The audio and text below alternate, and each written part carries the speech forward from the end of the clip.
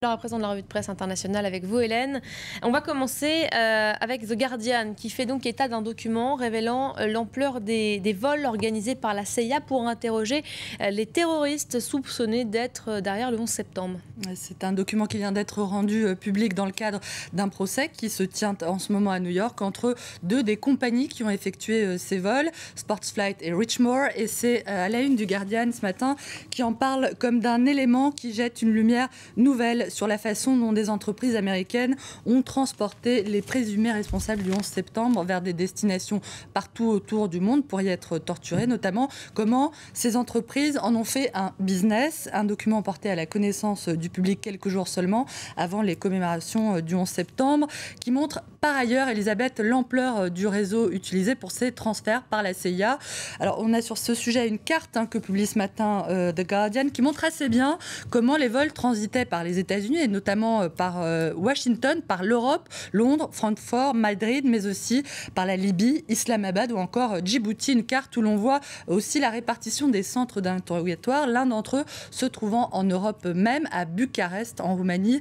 The Guardian qui livre aussi dans cet article quelques chiffres, le prix de ces transferts, de ces va-et-vient, 500 $ l'heure de vol, plus de 184 000 livres pour la location d'un jet pendant 37 heures, jusqu'aux frais des personnels de bord, qui demandent aujourd'hui à ce qu'on rembourse leurs factures. Ils demandent le remboursement de ces factures à l'État américain. Des factures qui s'élèvent par exemple à 7,95 $ pour un assortiment de muffins et de bagels, 40 $ le verre de vin ou encore 20 $ le sandwich. On passe maintenant à la Syrie où la répression se poursuit, une répression racontée par des insurgés, un reporter du New York Times. Le journaliste fait partie des rares à avoir pu se rendre à Damas, dont on sait que la porte reste obstinément fermée pour la quasi-totalité de la presse. On imagine sans problème d'ailleurs les difficultés que ce reporter a pu rencontrer pour recueillir ces paroles.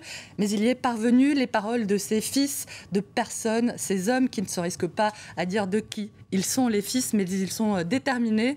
Nous ne plierons que devant Dieu, disent-ils, tout comme le clament ces manifestants un peu partout à travers le pays, dans les rues syriennes. Parmi ces jeunes gens rencontrés, il y a ce jeune homme qui s'appelle Abdullah, il a 26 ans. Il raconte qu'il dort presque chaque jour dans un lieu différent. Cela fait maintenant 2 mois qu'Abdullah n'a pas vu sa famille. Abdullah est susceptible d'être arrêté parce qu'il a un ordinateur qui lui permet de rester en contact avec les autres. Abdullah qui dit « S'il n'y a plus Internet, il n'y a plus de vie ».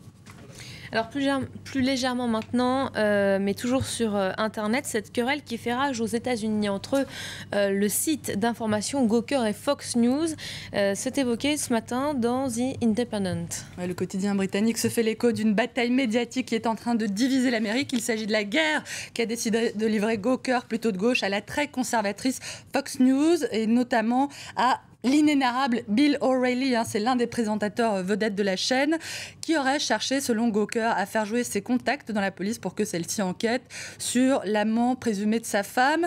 C'est en tout cas ce qu'affirme Gawker dans cet article auquel je vous propose de jeter un petit coup d'œil, intitulé « Comment Bill O'Reilly a essayé de lancer une enquête sur le petit ami de sa femme, un viol de la vie privée », qui visiblement amuse beaucoup Gawker. Pour terminer, Elisabeth, je vous propose de lever la tête de l'ordi, de jeter un coup d'œil par la fenêtre. Dehors, il y a les volcans qui seront peut-être, figurez-vous, nos alliés un jour pour lutter contre le réchauffement climatique. C'est l'objet en tout cas d'une expérience qui nous a racontée ce matin par The Guardian. Un assez joli paradoxe, je trouve. Merci beaucoup Hélène, merci pour cette revue de presse.